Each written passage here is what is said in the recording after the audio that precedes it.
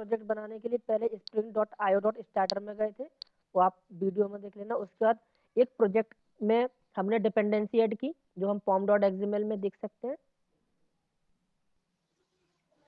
ठीक है, तो pom.xml में हमने 3 स्टार्टर ऐड किए थे जो हमको जरूरत थी।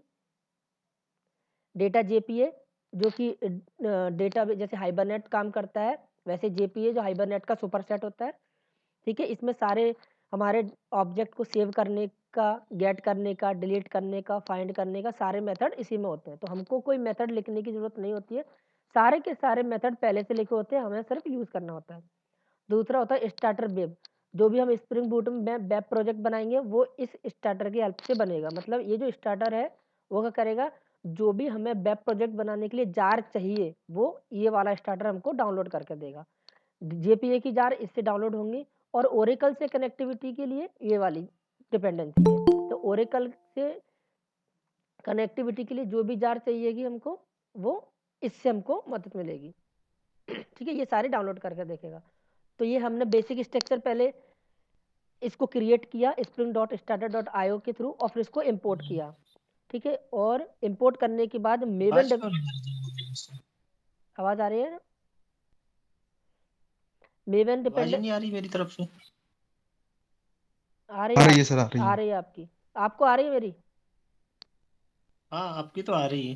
नहीं, आपकी भी आ रही है।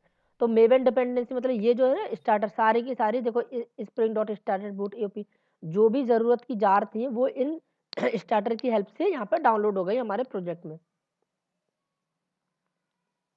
ठीक है, ये सारी आपको दिखेंगी, ये डाउनलोड हो गई। ठीक है। उसके बाद हमने क्या किया, जो भी स्प्रिंग प्रोजेक्ट होता है, स्प्रिंग बूट प्रोजेक्ट होता है, उसकी एक मेन फाइल बनती है। ठीक है, मेन फाइल जिसमें मेन मेथड होता है। ठीक है, वहीं से हमारा स्प्रिंग बूट प्रोजेक्ट स्टार्ट होता है। ये भी ऑटोमेटिकली बनती है। pom.xml में एंट्री भी ऑटोमेटिक होती है, जो भी हम स्टार्टर या डिपेंडेंसी ऐड करते हैं वो उसकी pom.xml आपको बनी बनाई मिल जाएगी। ठीक है, और हम्म। आपको ये वाली जावा फाइल बनी मिल जाएगी और आपको एक रिसोर्स फोल्डर मिलेगा जिसमें आपकी एप्लीकेशन डॉट प्रॉपर्टीज फाइल आएगी, लेकिन इसमें कुछ होगा नहीं। तो इसमें हमने क्या किया, क्योंकि हम ओरेकल से कनेक्टिविटी करेंगे, अपना जो रिकॉर्ड है, अपना जो डेटा है वो डेटा ओरेकल डेटाबेस में स्टोर करेंगे। तो यहाँ पे हमने पहला एंट्री दे दी सर्वर पोर्ट की, कि हमारा जो सर्वर होगा, कोड। हमारी जो एप्लीकेशन होगी वो कौन से पोर्ट पर रन होगी, तो हमने 8085 दे दिया। ठीक है, उसके बाद हमने ये 4 प्रॉपर्टी होती है डेटाबेस से कनेक्टिविटी के लिए। तो ये ओरेकल का यूआरएल होता है, ये क्लास का नाम होता है, ये यूजर नेम और ये पासवर्ड है। और ये जो 3 प्रॉपर्टी हैं वो हाइबरनेट की प्रॉपर्टी कह लो या जेपीए की प्रॉपर्टी कह लो।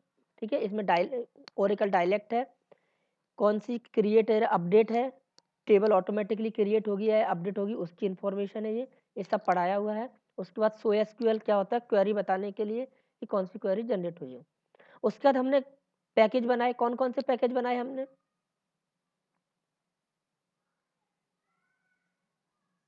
हमने कंट्रोलर पैकेज बनाया। ठीक है, इसके अंदर हम कंट्रोलर लिखेंगे, कंट्रोलर में हम सिर्फ मेथड की कॉलिंग लिखते हैं कि हमें कौन सा मेथड कॉल करना है। डाउ लिखा, डाउ में हम रिपोजिटरी लिखते हैं।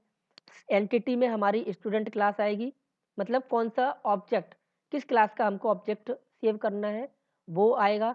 और सर्विस में हमारा बिजनेस लॉजिक आएगा। तो सबसे पहले फ्लो कैसे चलता है, कंट्रोलर पे। ठीक है, तो ये पहले देखो, ये हमारी एंटिटीज, एंटिटीज में क्या लिखा है मैंने, स्टूडेंट, स्टूडेंट की क्लास बनाई है, उसमें फील्ड ली है, कौन कौन सी फील्ड है, आईडी है, नाम है, सब्जेक्ट है और डेट ऑफ बर्थ है, 4 फील्ड ली है।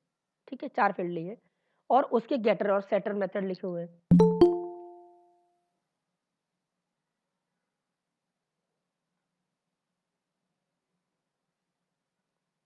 टाइम पे आ जाया करो भाई, 5 मिनट में आप कुछ वैसा नहीं कर रहे होते इंपॉर्टेंट काम। ठीक है, फिर क्या होता है कि हाइबरनेट में अगर हम या तो हाइबरनेट मैपिंग फाइल बनाएं इनकी मैपिंग करने के लिए, या फिर हम एनोटेशन का यूज कर सकते हैं। तो जो ये क्लास है उसको ऊपर मैंने एंटिटी एनोटेशन लगा दिया, @एंटिटी। ये एंटिटी एनोटेशन क्या करेगा, आपका टेबल, आपका जो ओरेकल डेटाबेस है उसमें टेबल बना देगा। किस नाम से बना देगा, इस स्टूडेंट क्लास के नाम से। तो स्टूडेंट नाम से ही डेटाबेस में टेबल बनेगी, बट ये किसकी हेल्प से बनेगी, @एंटिटी से। ठीक है, अगर हम चाहते हैं कि डेटाबेस में टेबल इस नाम से ना बने, किसी और नाम से बने, तो at the rate table annotation हम यूज़ कर सकते हैं और यहाँ पे नाम दे सकते हैं। जैसे यहाँ पे स्टूडेंट नाम है, मैं यहाँ पे स्टूडेंट 1 या एसटीडी कुछ भी दे सकता हूँ, तो उस नाम से डेटाबेस में टेबल बनेगी। दूसरा होता है आईडी एनोटेशन।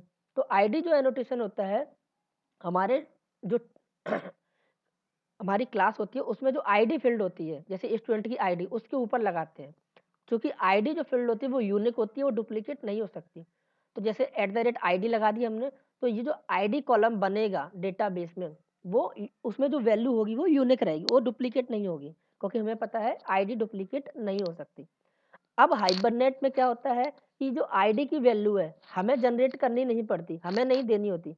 हाइबरनेट में ये कैपेबिलिटी होती है कि वो ऑटोमेटिक आईडी की वैल्यू जनरेट कर सके। तो कैसे कर सकता है, उसके लिए ये एनोटेशन रहता है, जनरेटेड वैल्यू और स्ट्रेटजी जनरेशन टाइप सीक्वेंस। मतलब हम यहाँ पर जो जनरेटर क्लास है वो सीक्वेंस दे रहे हैं। जनरेटर क्लास क्या होती है, हाइबरनेट में पढ़ाया, सीक्वेंस दे रहे हैं। तो सीक्वेंस जनरेटर क्लास की हेल्प से यहाँ पे आईडी जनरेट होगी। उसके बाद कॉलम है, तो कॉलम को कैसे बनाएंगे, या तो प्रॉपर्टी टैग होता है एचवीएम फाइल में, अगर एचवीएम फाइल नहीं बना रहे हैं तो हम एनोटेशन का यूज करेंगे at the rate column.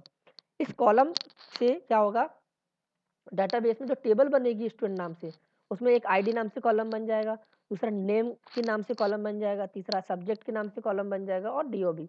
Okay, इसके ऊपर हमने annotation at the rate column लगाया। अगर हम चाहते हैं कि इसमें तो हमने वेरिएबल के नाम आईडी, नेम, सब्जेक्ट और डीओबी लिए, बट टेबल में किसी और नाम से बने, ठीक है, तो हम यहाँ पे वो चेंज कर सकते हैं। इसकी नेम करके, जैसे सब्जेक्ट दिया है, सब्जेक्ट की मैं लिख देता माई सब्जेक्ट, तो डेटाबेस में जो कॉलम बनता वो माई सब्जेक्ट नाम से बनता। क्योंकि अगर मैंने सब्जेक्ट दिया है तो सब्जेक्ट नाम से बनेगा, अगर मैं यहाँ पर कुछ भी नहीं देता, इसको हटा भी देता, तो भी सब्जेक्ट नाम से ही बनता। ठीक है, इतना तो क्लियर है। Yes sir. ठीक है, ओके। इसके बाद हमारा बनता है, हम बनाते कंट्रोलर। कंट्रोलर क्या होगा, कंट्रोलर में क्या होगा, हम क्रिएट करेंगे अपना ऑब्जेक्ट को, क्रिएट करके ऑब्जेक्ट जो हम पोस्टमैन सेट करेंगे, पोस्टमैन से डेटा हिट करेंगे, ऑब्जेक्ट का नाम देंगे, मतलब स्टूडेंट का नाम देंगे, उसके सब्जेक्ट देंगे और डेट ऑफ बर्थ देंगे, आईडी नहीं देंगे हम। आईडी ऑटोमेटिकली हाइबरनेट जनरेट करेगा। तो जो डेटा आएगा वो किसके फॉर्म में आएगा हर्ष, जेसन के फॉर्म। जेसन के फॉर्म में। हम जेसन के फॉर्म में डेटा देंगे, ठीक है, जेसन के फॉर्म में कल बताया था क्या होता है जेसन। तो वो जो डेटा आएगा वो क्या होगा, इसमें बाइंड हो जाएगा स्टूडेंट के ऑब्जेक्ट में, स्टूडेंट का ऑब्जेक्ट बनेगा। ठीक है, स्टूडेंट का ऑब्जेक्ट हमने क्या किया, क्रिएट स्टूडेंट नाम के मेथड बनाया हुआ है, उसमें स्टूडेंट और स्टूडेंट नाम का एक वेरिएबल पास किया, एक आर्गुमेंट पास किया है, उस पर लगाया है रिक्वेस्ट बॉडी मेथड। तो क्या होगा, तो जेसन से डेटा आएगा, ये रिक्वेस्ट बॉडी मेथड उसमें से वैल्यू निकाल लेगा और स्टूडेंट के ऑब्जेक्ट में सेट कर देगा, जो स्टूडेंट के वेरिएबल है उनमें सेट कर देगा। ठीक है, अब हम क्या करेंगे, ये जो स्टूडेंट का ऑब्जेक्ट है जो बन गया है, उसको हम,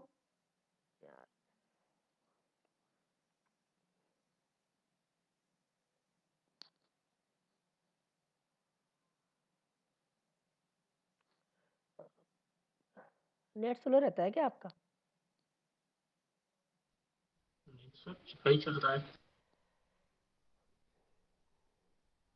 क्लास ही लोड नहीं हो रही।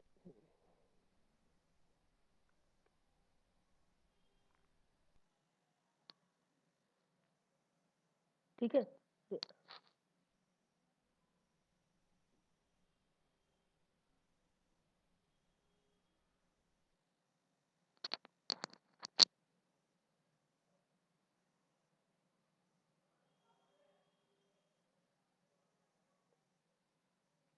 ठीक है,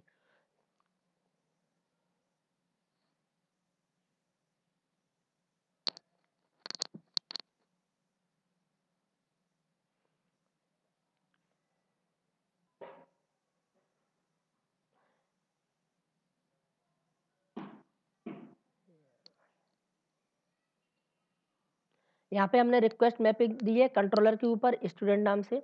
ठीक है, इसको जब हम यूआरएल हिट करेंगे तब और क्लियर समझ में आएगा। ठीक है, ये मेथड है क्रिएट स्टूडेंट, इसमें हम स्टूडेंट का ऑब्जेक्ट आएगा जो जेसन से आएगा, वो इसमें सेट हो जाएगा। और ये जो सेट डेटा है उससे हम क्या करेंगे, स्टूडेंट सर्विस नाम का, स्टूडेंट सर्विस जो क्लास बनाई है उसमें क्रिएट स्टूडेंट मेथड होगा, उसको कॉल करेंगे। तो ये जो डेटा है वो सर्विस क्लास पे गया और सर्विस क्लास पे क्रिएट स्टूडेंट नाम के मेथड में गया। ठीक है, यहाँ पे वो जो स्टूडेंट का डेटा आया था वो इसमें होल्ड हुआ और इस सर्विस के अंदर से हमने क्या किया, रिपोजिटरी का स्टूडेंट रिपोजिटरी का सेव मेथड कॉल किया। ठीक है, तो जो स्टूडेंट रिपोजिटरी क्या है,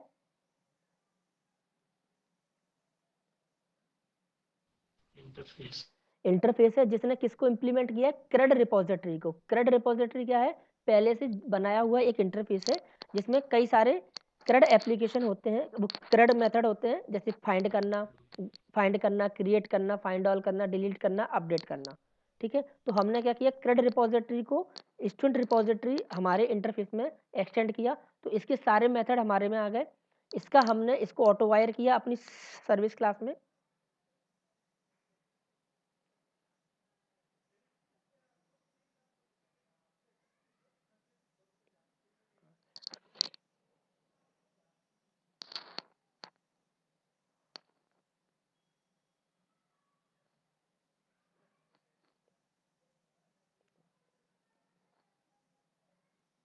ठीक है, सर्विस क्लास में किया तो क्रेड रिपोजिटरी से सेव मेथड कॉल हुआ, सेव मेथड में हमने ये स्टूडेंट ऑब्जेक्ट पास कर दिया। तो क्या होगा, ये सेव मेथड किसका है, हमने नहीं बनाया, ये क्रेड रिपोजिटरी का मेथड है जिसका इम्प्लीमेंटेशन पहले से प्रोवाइडेड है। अगर इसको खोल के देखेंगे हम,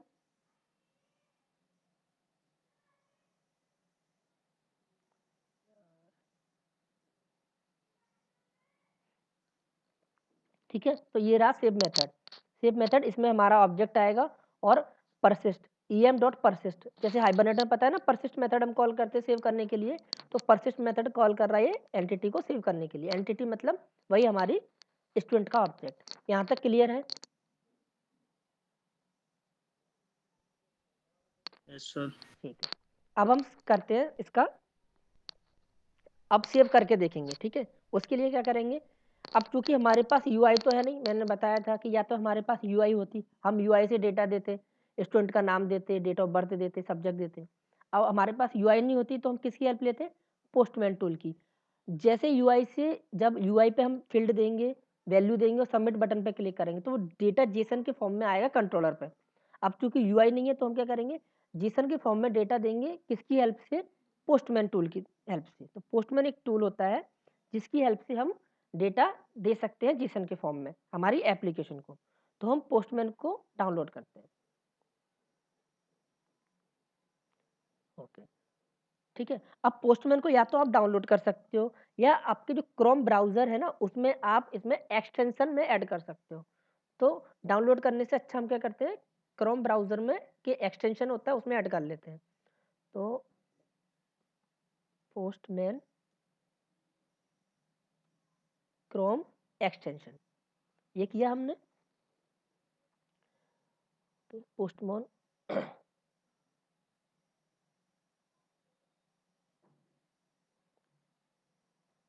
ठीक है, यहाँ पे एक्सटेंशन आ रहा है ऐड टू क्रोम। ठीक है, हम ऐड टू क्रोम कर देंगे तो ये चेक कर रहा है, ऑटोमेटिकली ऐड कर लेगा। ओके,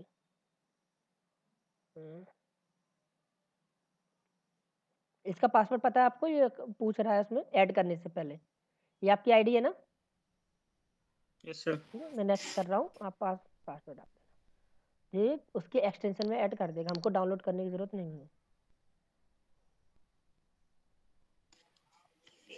नीचे mobile.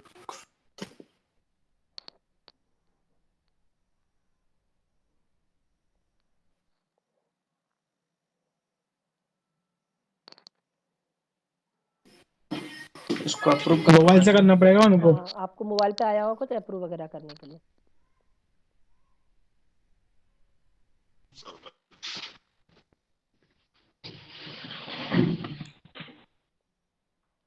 Google centre notification to your Infinix, आपके मोबाइल पे आया क्या नोटिफिकेशन या मेल पे? आपकी मेल देखो, ये खुला है क्या मेल आपका? सर आया है। हाँ, उसको यस कर दो। नहीं, मोबाइल पे है कनेक्ट मेरा, मतलब कुछ हो गया। हो गया, मोबाइल पे आएगा, मोबाइल पे, इधर तो खुलेगा ही नहीं।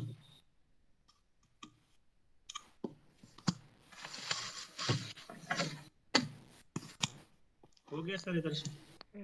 चलो ये हो गया, ठीक है। ओके, यहाँ पे चेक कर रहा है, ऐड ऐप कर दो, ठीक है। अब अच्छा, ये हमको कुछ नहीं करना, ठीक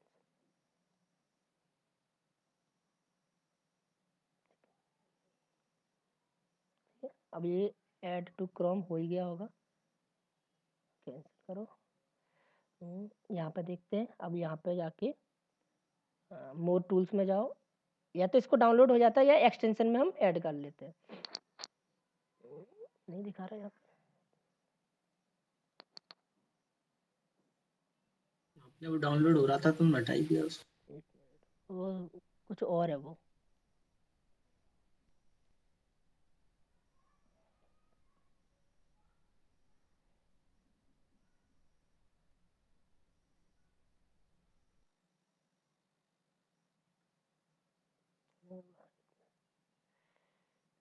add to add app,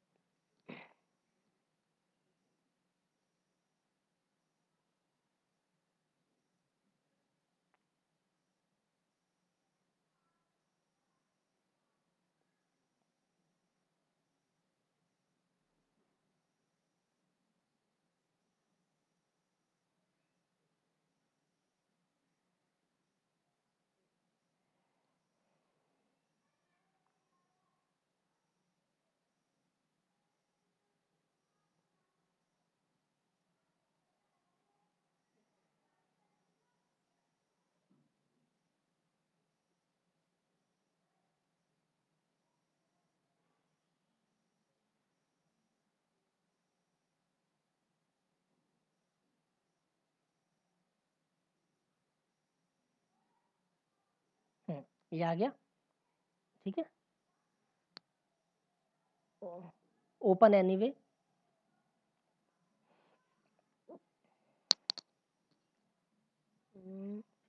sign up with Google कर देता हूँ।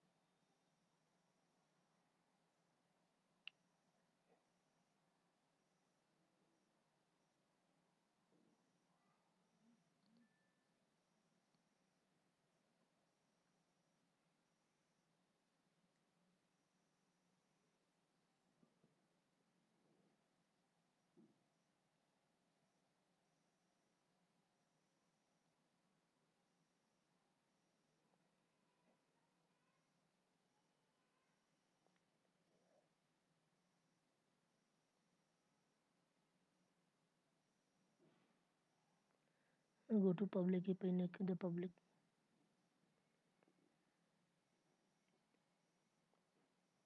Sign up free.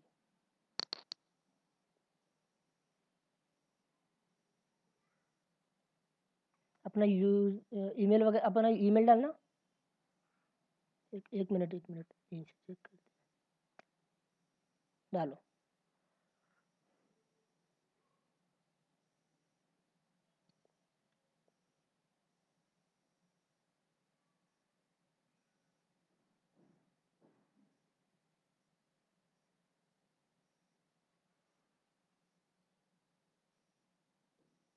यहाँ पर यूजर नेम दे दो, सत्येंद्र दे दो अकेला।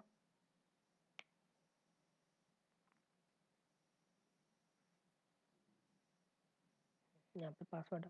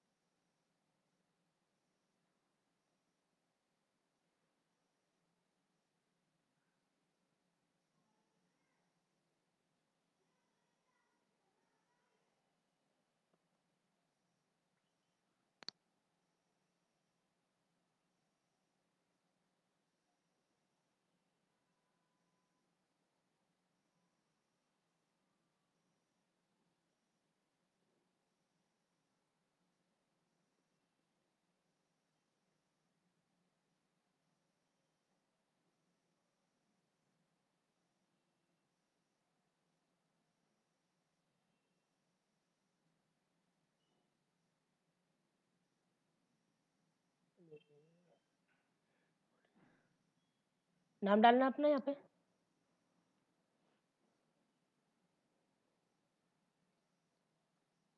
अभी जो डाला था यूजर नेम में आपने ये भी लगाया था ना सत्येंद्र? अच्छा इतना ही डाला था सर। ठीक, ऐसे इतना पूछता नहीं है ये, तो पता नहीं क्यों।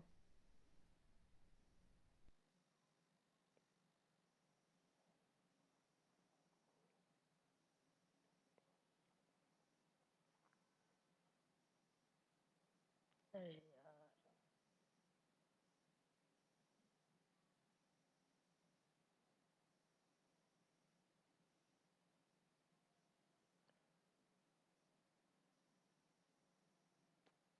old version of Chrome apps will not open the Windows device after December. You can हो जाए open.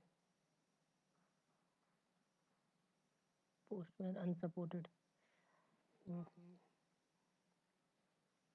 ऐसे नहीं करेगा तो फिर डाउनलोड करना पड़ेगा।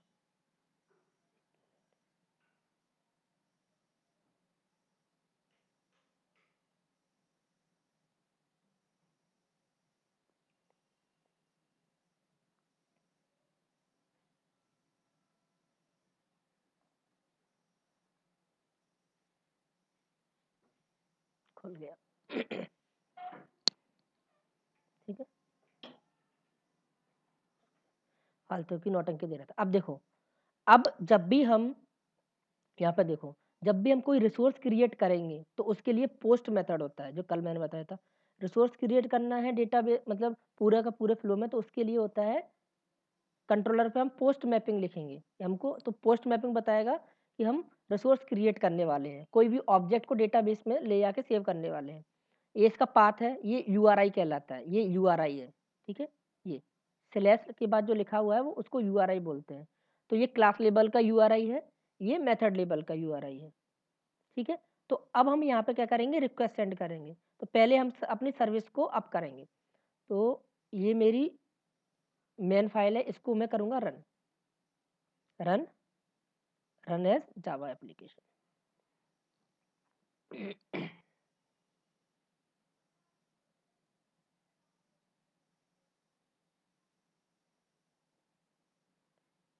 यहाँ पे देखो, ये हमारी एप्लीकेशन रन हो गई। यहाँ पे दिखा रहा है स्टार्टेड स्टूडेंट क्रेड एप्लीकेशन इतने सेकंड में। ठीक है, ये हमारा काम हो गया, एप्लीकेशन रन हो गई।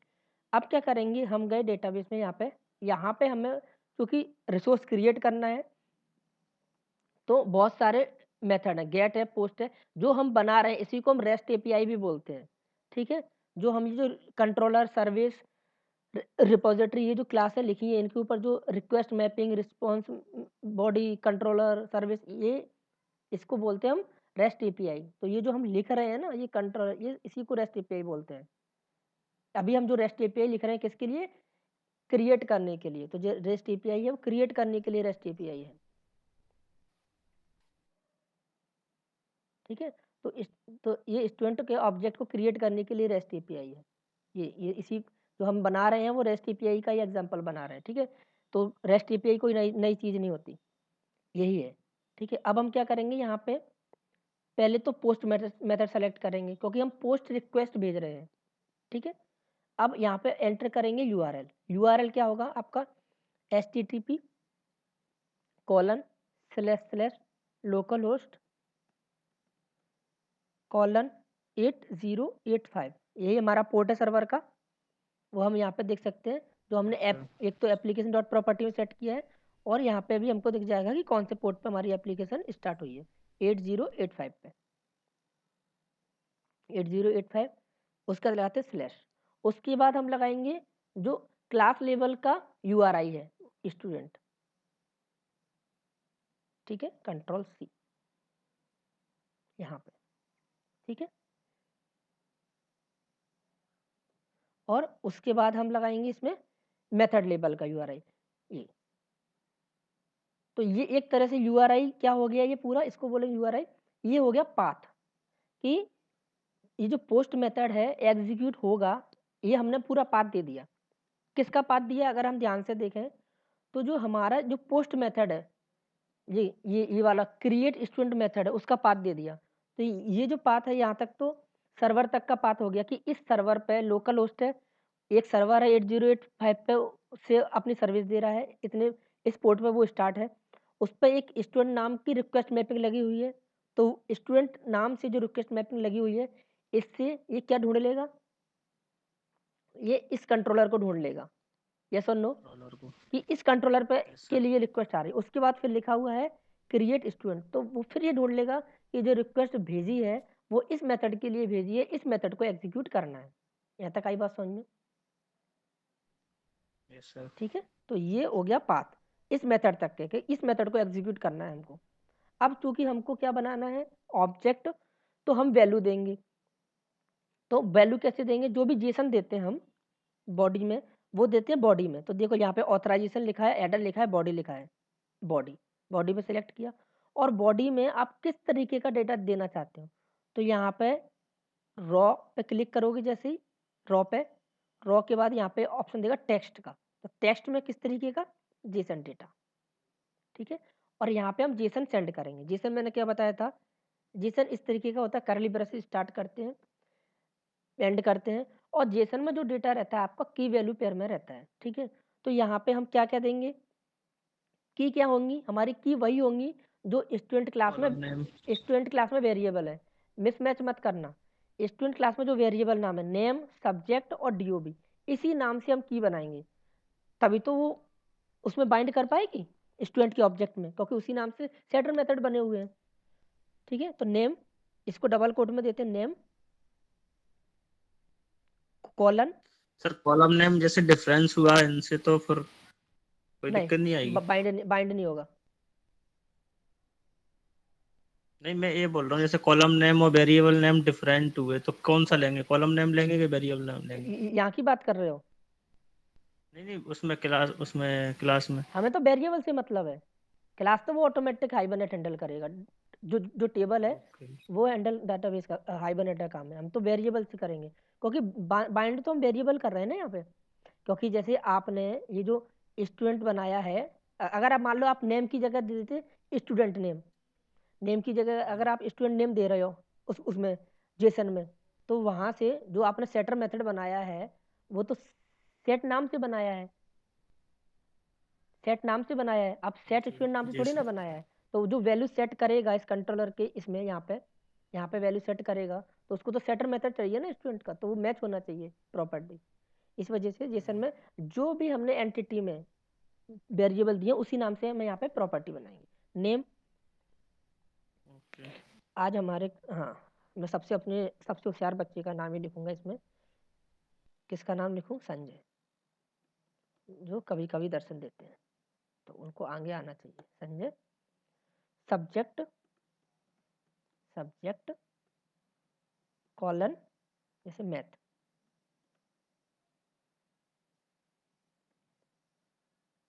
ठीक है, और डीओबी, डेट ऑफ बर्थ,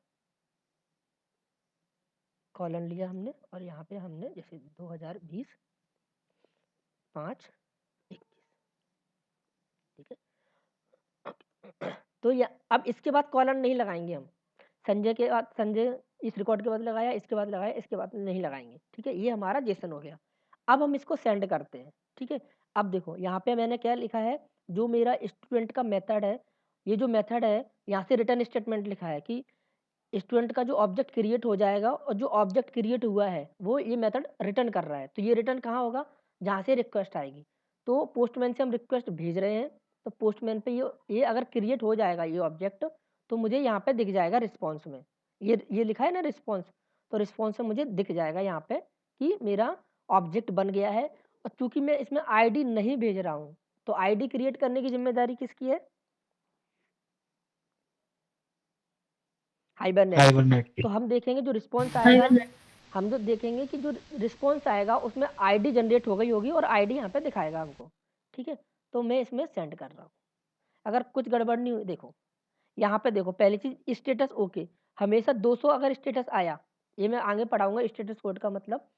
अभी तो हम एप्लीकेशन बना रहे हैं, इसमें जो जो चीजें यूज हो रही हैं वो हम थोड़ा और डिटेल में पढ़ेंगे। स्टेटस कोड क्या है, 200, इसका मतलब ओके, मतलब जो भी आपने रिक्वेस्ट भेजी वो सक्सेसफुली एग्जीक्यूट हो गई।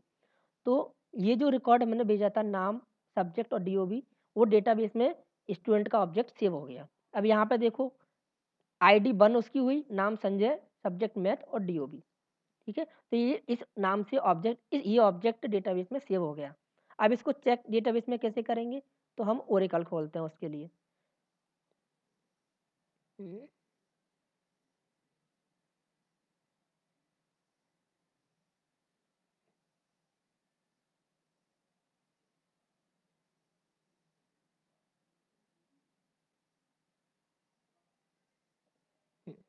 तो ये ओरेकल, ठीक है, यहाँ पे go to database home page,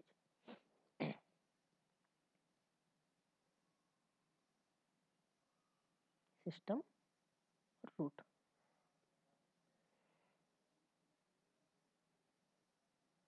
login, SQL command.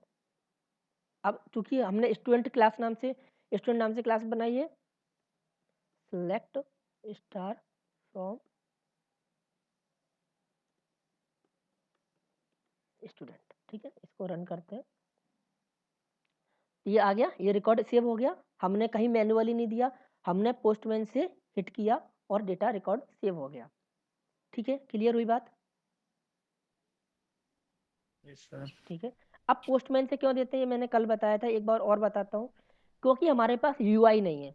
अब UI नहीं है तो उस UI होती तो क्या होता, देखो तो डायरेक्ट हम गूगल से ही दे सकते थे। नहीं, हम जैसे UI कोई HTML पेज होता, UI का मतलब HTML पेज होता, JSP पेज होता, अब वो किस तरीके का होता,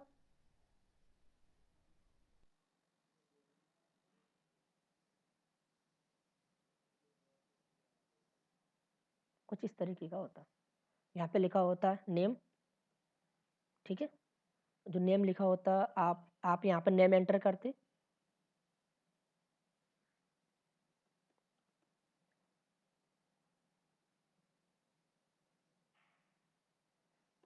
यहाँ पे होता है आपका सब्जेक्ट, ठीक है। इसमें आप सब्जेक्ट डालते दूसरे कॉलम में, यहाँ पे होता DOB, यहाँ पे आप डेट ऑफ बर्थ डालते,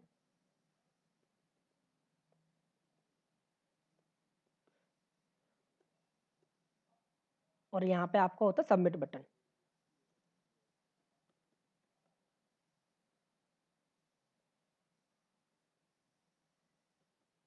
सबमिट बटन, ठीक है।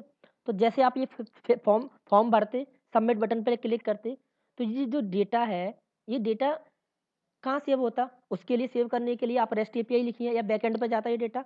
तो बैकएंड में जाता कैसे, किस फॉर्म में जाता, तो बैकएंड में जो डेटा जाएगा वो किस फॉर्म में जाएगा, वो जेसन के फॉर्म में ही जाएगा। वो ये जो डेटा है ना, वो कैसा कैसा जाएगा कंट्रोलर के पास, वो ऐसा बन के जाएगा। तो ऐसा बन के जाएगा, हमारे पास UI नहीं है, तो हमने क्या किया, हमने पोस्टमैन से ऐसा डेटा दे दिया उसको। तो कंट्रोलर पे ये डेटा गया, कंट्रोलर पे ये डेटा जो गया यहाँ पे आया इस मेथड पे, ठीक है। और यहाँ पे हमने रिक्वेस्ट बॉडी ली, मतलब रिक्वेस्ट बॉडी का मतलब रिक्वेस्ट से जो बॉडी आ रही है उसको, और उसको किस में बाइंड कर दिया, स्टूडेंट के ऑब्जेक्ट में। बाइंड का मतलब क्या हुआ, इस एनोटेशन ने क्या किया, जो भी इस रिक्वेस्ट के साथ, मतलब स्टूडेंट क्रिएट स्टूडेंट, ये जो रिक्वेस्ट है, अगर हम देखें इसको, इसको ऊपर वाली को बोलेंगे रिक्वेस्ट। इस रिक्वेस्ट के संग जो भी डेटा आ रहा है, जो भी डेटा आ रहा है, उसमें से डेटा निकाल के इसमें सेट कर दिया, इस ऑब्जेक्ट में, स्टूडेंट के ऑब्जेक्ट में। कैसे सेट किया होगा, क्योंकि इसके अंदर, इस स्टूडेंट क्लास के अंदर सेटर मेथड है, तो उन सेटर मेथड की हेल्प से उसने पूरा ऑब्जेक्ट में सेट कर दिया, ऑब्जेक्ट बना दिया, और उस ऑब्जेक्ट को हमने भेज दिया आगे, ठीक है। ये उसी तरह दिखेगा जैसे आपने हाइबरनेट का प्रोजेक्ट बनाया था। तो हाइबरनेट में क्या बनाया था, हमने देखा था ये जो टेस्ट क्लास है, ये सारा मैंने कल बताया था और फिर से बता रहा हूँ, ठीक है। यहाँ पे देखोगे हमको ऑब्जेक्ट सेव करना है, तो हम क्या करते हैं,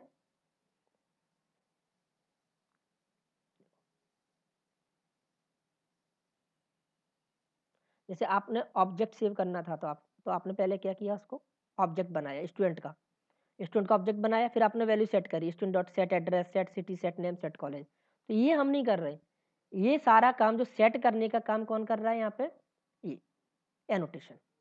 हमने तो वहाँ से डेटा दे दिया, ये जो रिक्वेस्ट बॉडी एनोटेशन है वो बाइंड कर रही है रिक्वेस्ट ठीक है, वहाँ से जेसन के फॉर्म में आया, वहाँ से जेसन में से डेटा निकालना और इस ऑब्जेक्ट में सेट करना, बिल्कुल इसी तरह जैसे ये काम कर रहा है। उसके बाद हमने क्या किया, session dot save method call किया, ठीक है, और उसको हाइबरनेट के थ्रू डेटाबेस में सेव किया। तो वो काम कैसे हुआ, स्टूडेंट कंट्रोलर है, तो स्टूडेंट कंट्रोलर के अंदर से, इस मेथड के अंदर से सर्विस क्लास का क्रिएट स्टूडेंट मेथड कॉल किया, ठीक है, और उसमें ये ऑब्जेक्ट पास कर दिया।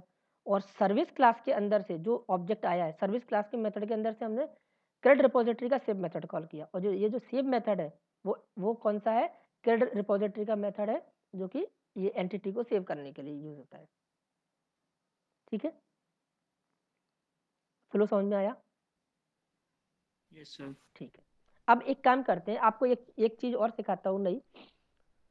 हम डिबग कैसे करते हैं कि हमारा जो डेटा है वो कैसे आ रहा है, क्या क्या आ रहा है, क्या क्या नहीं आ रहा है। ठीक है, तो उसके लिए सबसे पहले मैं क्या करता हूँ, इसको मैं एप्लीकेशन को कर देता हूँ क्लोज। ठीक है, ये बहुत इंपॉर्टेंट चीज़ है, ध्यान से देखना, हम डिबग करना सीख रहे हैं एप्लीकेशन को। ठीक है, तो कंट्रोलर, सबसे पहले मेरा जो कंट्रोल आएगा, जैसे मैं हिट करूंगा अपना यूआर, तो कहाँ आता है, कंट्रोलर पे। तो कंट्रोलर पे मैंने यहाँ पे डिबग पॉइंट लगा दिया। डिबग पॉइंट कैसे लगाते हैं, डबल क्लिक कर दो यहाँ पे जो लाइन के यहाँ पे आगे, तो डिबग पॉइंट लग गया।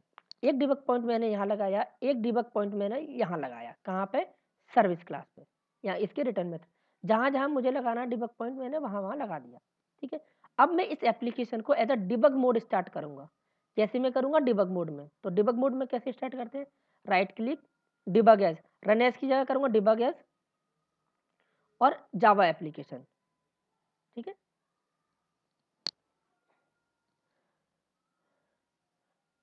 डिबग सीखना बहुत जरूरी है, डिबग बिना काम नहीं चलेगा। ठीक है, ये डिबग मोड में मेरी स्टार्ट हो गई। ठीक है, ये डिबग मोड में स्टार्टेड हो गई। अब क्या करूंगा, अब जैसे मैं हिट मारूंगा, ठीक है, तो अब मैं यहाँ पर नाम चेंज कर देता हूँ, आईडी ऑटोमेटिकली चेंज हो जाएगी। उत्तम किया मैंने, सब्जेक्ट साइंस कर दिया,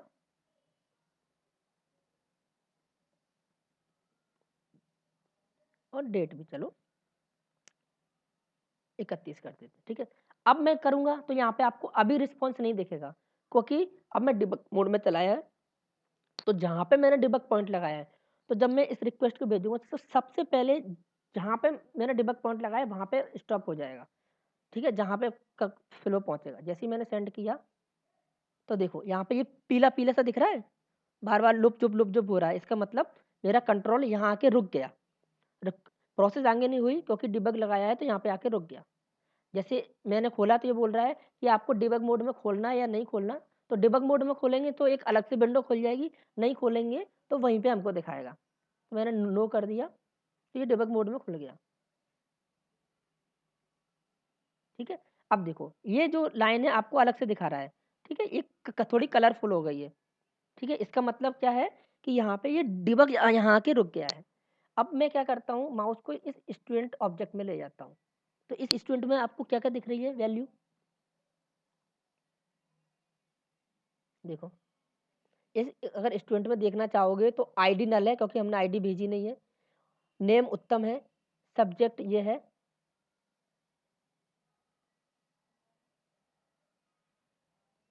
देखो सब्जेक्ट उत्तम है, और डेट लोकल डेट है जिसकी डे 31 है, मंथ 5 है, और ईयर 2020 है। तो वहां से जो जेसन में डेटा आया वो इसने बाइंड कर लिया।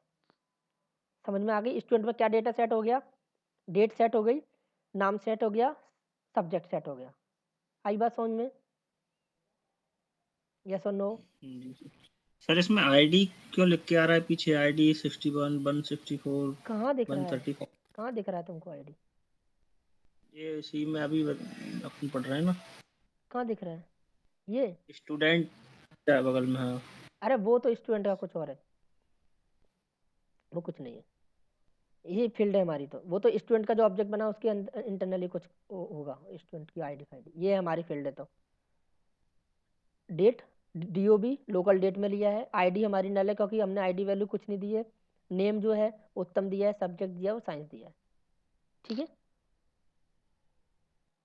अब ये जो ऑब्जेक्ट है पूरा का पूरा ऑब्जेक्ट मैंने किस में भेज दिया, क्रिएट स्टूडेंट एक और मेथड है, ये मेथड किसका है, सर्विस क्लास का। ठीक है, तो अब मैं फिर से फंक्शन F6 करूंगा तो आगे जाना चाहिए। ठीक है, अब ये फिर पूछ रहा है कि इसको डिबग मोड में खोलना है या नहीं। अगर डिबग मोड में खोल देता हूँ तो एक और विंडो खुल जाती है इस तरीके की। हाँ भाई, हाँ, ये डिबग मोड में खुल गया। ठीक है, हमको इसकी वैसे ज़रूरत कभी लगती है कभी नहीं लगती। ये देखो, ये स्टूडेंट सर्विस क्लास में आ गया कंट्रोल। अब यहाँ पे देखेंगे, यहाँ पे हमारा ये वही डेटा यहाँ पे उठ के आ गया और ये हमने सेव मेथड में पास कर दिया, क्रेडिट रिपोजिटरी के सेव मेथड में। इसके बाद हम फंक्शन F6 करेंगे तो ये क्रेडिट रिपोजिटरी के सेव मेथड में चला जाएगा। ठीक है, अब ये क्वेरी चली, सारा कुछ चला, F6 ओके, काम ये हो गया इसका। वो इंटरनली अब दिखाता रहेगा कहाँ कहाँ जा रहा है। ठीक है, वो उससे हमें कोई मतलब नहीं है। बाकी ये हमारा हो गया। अगर हमें इससे बाहर आना है, जैसे हम एक्सेस करते जाएंगे तो यहाँ पे दिखाता रहेगा कि आगे की प्रोसेस क्या कर रहा है, लेकिन वो इंटरनली प्रोसेस कर रहा है तो हमें उससे कोई मतलब नहीं है। तो हमको F8 दबा देंगे, F8 नहीं हो रहा है, F8 कोई नहीं हमारा। तो ये रन हो गया है, यहाँ पे ये दिखा देगा। देखो ये हमारा ओके, ये हमारी ये रिकॉर्ड बन गया। ये रिकॉर्ड फिर से ID1 पे क्यों बना, क्योंकि हमने यहाँ पे जो प्रॉपर्टी दे रखी है वो क्रिएट दे रखी है। तो टेबल फिर से क्रिएट हुई और वही रिकॉर्ड बन गया।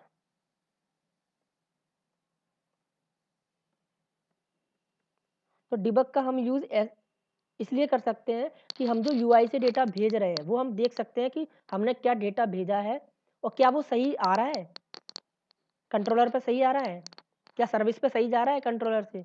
तो उसके लिए हमें डिबग करना पड़ता है, क्योंकि कभी कभी क्या होता है हम UI से कुछ डेटा भेज रहे हैं वो कंट्रोलर पे ही गलत आ रहा है, इस वजह से वो आगे जाके गलत प्रोसेस हो रहा है। ठीक है,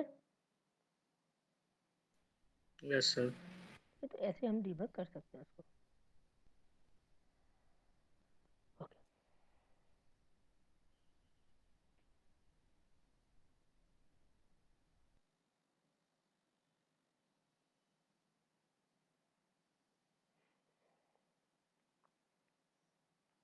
ठीक, ओके।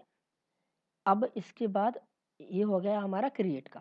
तो एक फ्लो क्रिएट का हमने कर लिया कि क्रिएट कैसे कर सकते हैं। इसमें अगर हमको और क्रिएट करना है, देखो अभी अभिनव उत्तम किया था, अब हम फिर से संजय करते हैं। ठीक है,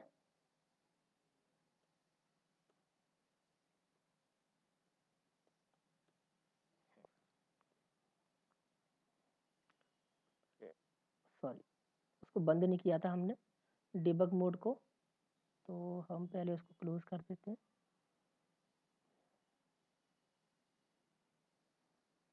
फिर से एप्लीकेशन को रन करते हैं।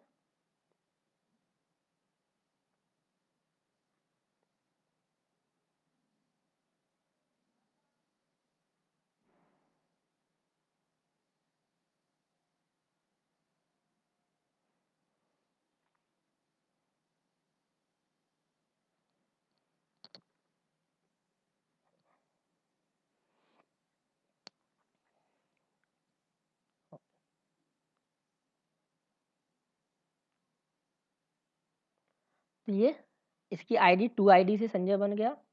ठीक, तीसरा बनाते हैं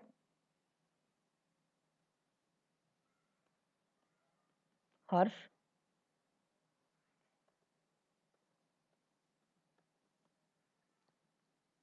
ये सेंड किया तो ये 3 बन गए। ठीक है, तो 3 रिकॉर्ड इंसर्ट हो गए। हम ओरेकल डेटाबेस में भी जाके देख सकते हैं।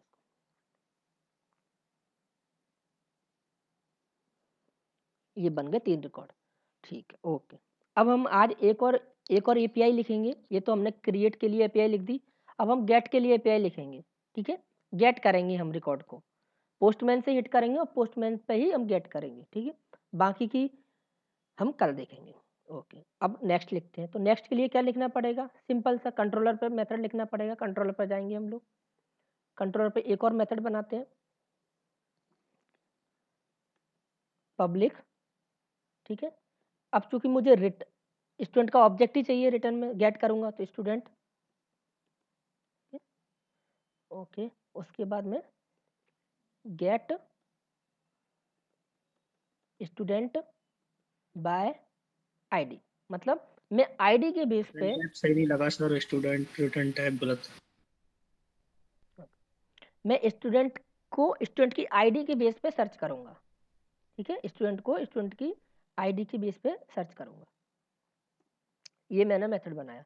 अब मैं इसके ऊपर, क्योंकि ये मैं क्या कर रहा हूँ, डेटा को गेट करूंगा, तो गेट के लिए मैं क्या लिखूंगा, @gate mapping,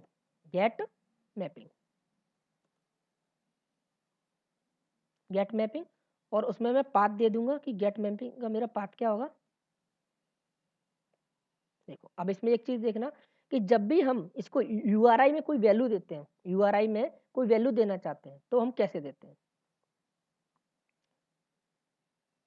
coat slash ID और फिर स्लैश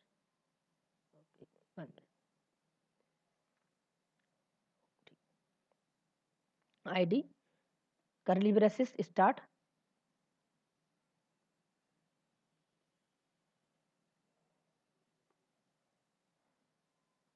आईडी और आईडी,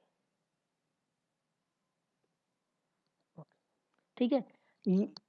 जब भी हम कोई यूआरआई में कोई वैल्यू देंगे, अब हम क्या करेंगे, जैसे हमने यहाँ से वैल्यू देंगे, जब इसका यूआरएल बनाएंगे तो यहाँ पे हमने कोई वैल्यू नहीं दी, लेकिन अब हम यूआरएल में कोई वैल्यू देंगे, हम आईडी पास करेंगे, उस आईडी के बेस पे हम लोग रिकॉर्ड निकाल के लाएंगे। तो कैसे देते हैं, उसके लिए हमको पाथ में ये यूआरआई में इस तरीके से देना पड़ेगा, तो वहां से जो आईडी पास करेंगे वो इसमें आ जाएगी, ठीक है। उसके बाद हम क्या लिखेंगे, अब जो यहाँ पे जो आईडी आएगी, यहाँ पे जो आईडी आएगी उसको मुझे बाइंड करना है, तो मैं क्या लिखूंगा, @पाथ वेरिएबल, पाथ वेरिएबल, ठीक है। पाथ वेरिएबल कौन सा है, मेरा आईडी, ठीक है।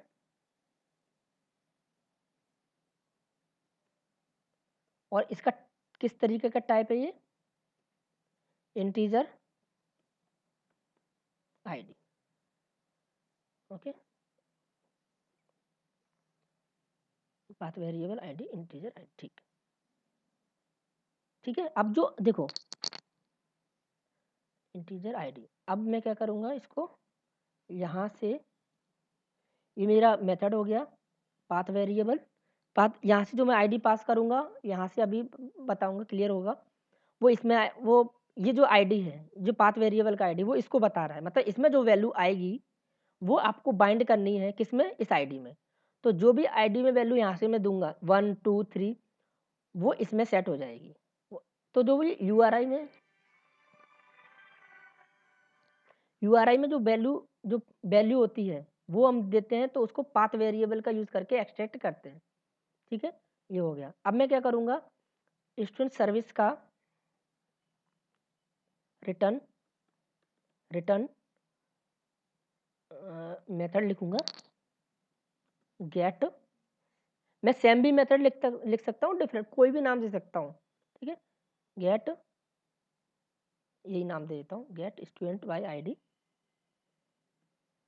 ठीक है। और इसमें मैं ये आईडी पास कर दूंगा, सॉरी। तो मैं क्या कर रहा हूँ, सर्विस क्लास का get student by ID method call कर रहा हूँ, ठीक है। अब मुझे क्या करना पड़ेगा, मुझे सर्विस क्लास पे मेथड बनाना पड़ेगा, get student by ID, okay. Error कहाँ दे रहा है,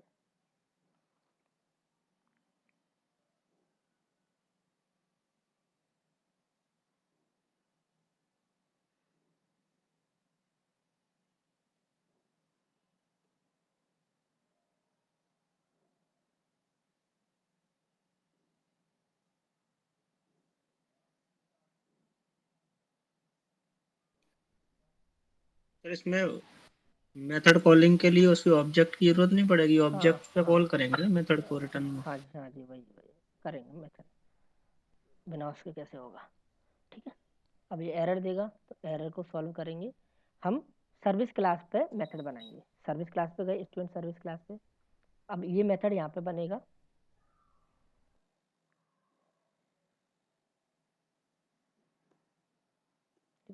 यहाँ पे बनाएंगे पब्लिक स्टूडेंट रिटर्न करवाना है हमको, स्टूडेंट का ऑब्जेक्ट चाहिए, स्टूडेंट मेथड का नाम लिख दिया। अब इसमें आ क्या रहा है, इसमें आईडी आ रही है, ठीक है। यहाँ से क्या आ रहा है हमारा आईडी, क्योंकि इसमें आईडी पास कर रहे हैं, तो इस आईडी क्योंकि इंटीजर टाइप की है यहाँ पे आईडी, तो इसको होल्ड करने के लिए इंटीजर टाइप का वेरिएबल हम यहाँ पे देंगे।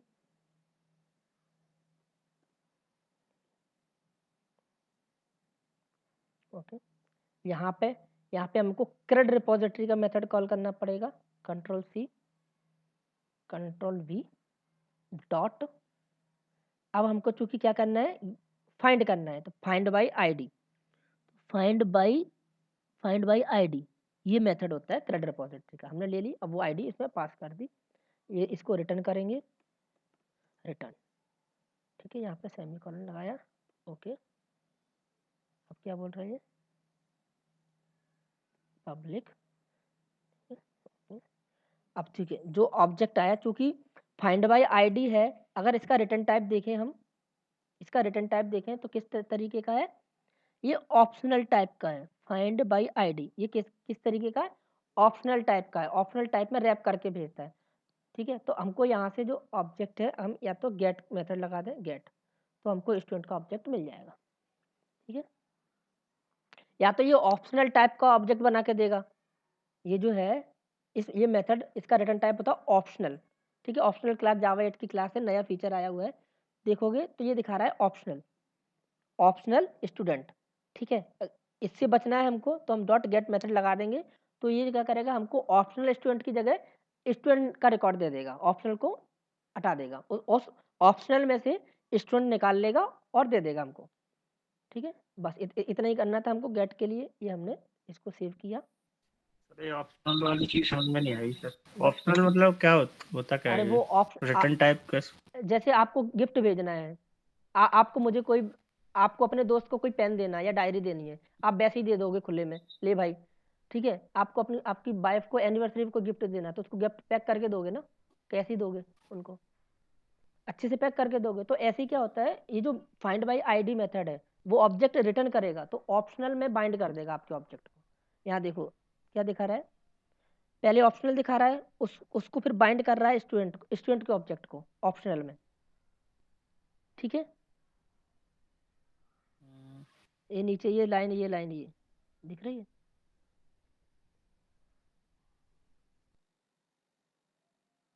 हेलो। Yes sir. मतलब एक तरह से वो आपका जो ऑब्जेक्ट आएगा स्टूडेंट का, उसको ऑप्शनल में रैप कर देगा, जैसे गिफ्ट रैप करते हैं ना, उस तरीके से आप रैप करके भेजो। हमें रैप करके नहीं चाहिए, हमें डायरेक्ट चाहिए, तो हमने अगर यहाँ गेट मेथड नहीं लगाएंगे, तो यहाँ पे हमको ऑप्शनल करना पड़ेगा, यहाँ पे लगाना पड़ेगा ऑप्शनल स्टूडेंट। नहीं नहीं करना चाहते यहाँ पे ऑप्शनल स्टूडेंट, तो यहाँ पे डॉट गेट मेथड कर दो। आई बात समझे? नहीं आई सर। किसी को दो तरीके से गिफ्ट देने हैं, आपके दोस्त को देने हैं, ठीक है, और एक वाइफ को देना है उसकी एनिवर्सरी पे, कैसे दोगे दोनों को गिफ्ट?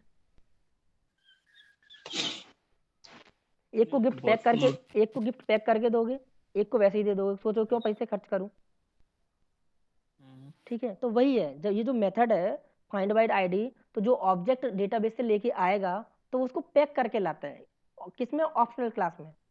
ऑप्शनल क्लास का ऑब्जेक्ट बनाएगा, उसके अंदर आपका स्टूडेंट का ऑब्जेक्ट डालेगा, फिर आपको देगा। तो जब आप उसको भेजोगे आगे, तो उसको रैप करना पड़ेगा, खोलना पड़ेगा पहले, ऑप्शनल क्लास को खोलेगा, फिर स्टूडेंट क्लास का ऑब्जेक्ट को निकालेगा, तब उसको पता चलेगा ये गिफ्ट है।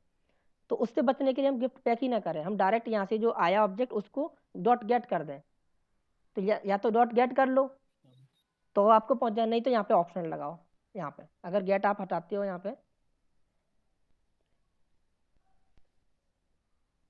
तो यहाँ पे आपको ऑप्शनल क्लास लगाना पड़ेगा,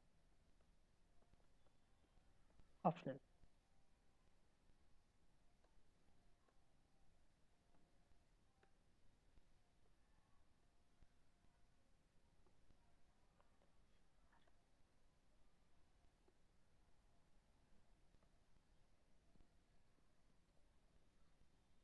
ठीक है, या तो ऐसे लिखो, अगर ऐसे ऐसे बचना चाह रहे हो तो यहाँ पे गेट कर दो।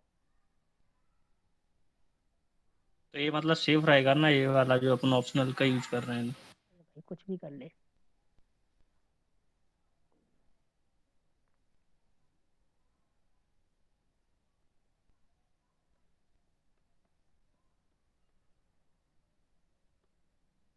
ये सब जगह लगाना पड़ेगा इसमें? बिल्कुल लगाना ही पड़ेगा।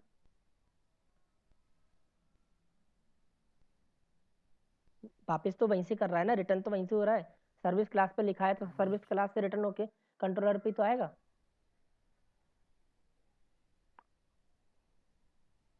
ठीक है, और ये शायद अभी जो आप करोगे वो आपको ऑब्जेक्ट ना करके जैसे टू स्ट्रिंग मेथड होता है ना, अगर हमें टू स्ट्रिंग कब ओवरराइड करना पड़ता है, जब उसकी वैल्यू चाहिए।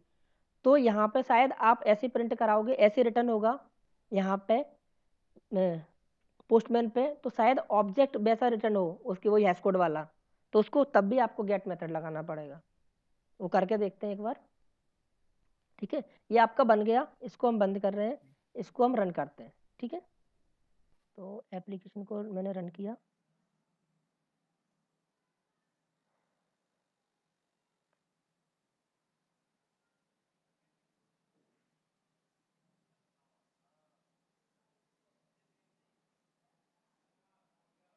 ठीक है, चालू हो गई।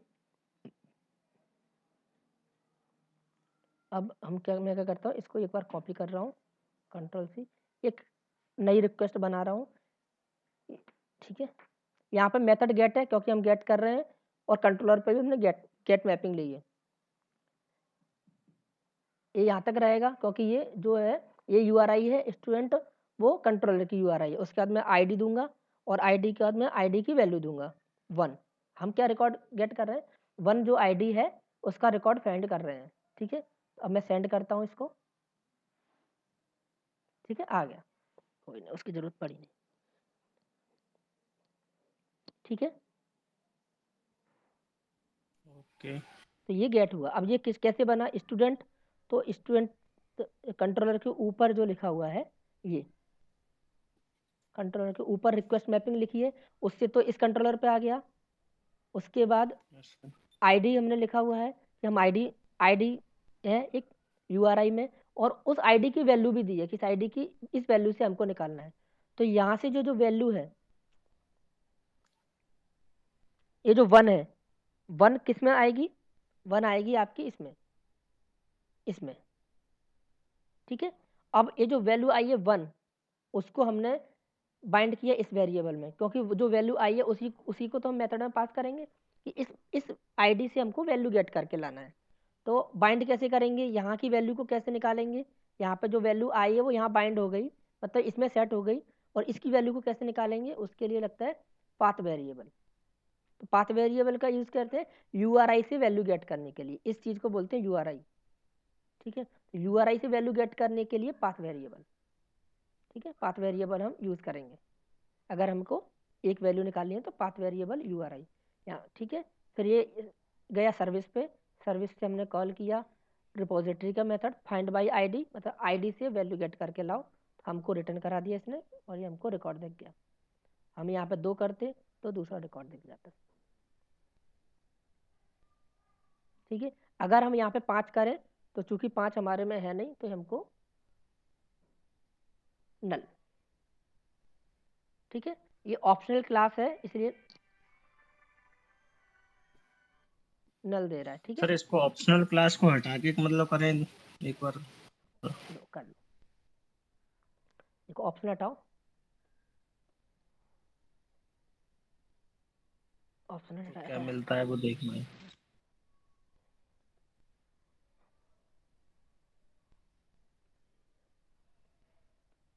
हमको गेट मेथड लगाना पड़ेगा सर्विस पे भी, कंट्रोलर पे भी,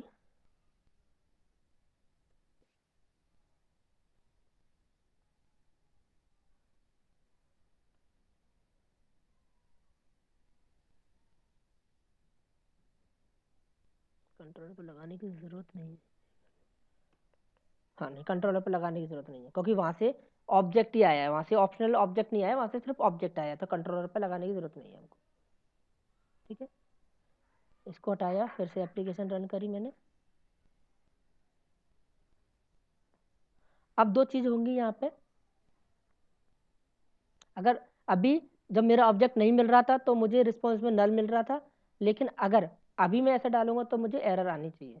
ठीक है, तो अब अगर मैंने ऑप्शनल क्लास में नहीं लिया है तो एरर आएगी मुझे, इंटरनल सर्वर एरर 500।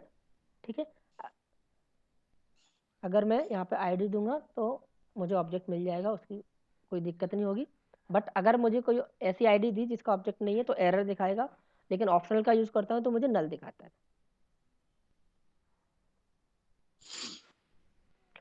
ठीक है, Yes, sir. ओके ओके, आज की भी क्लास 1 घंटे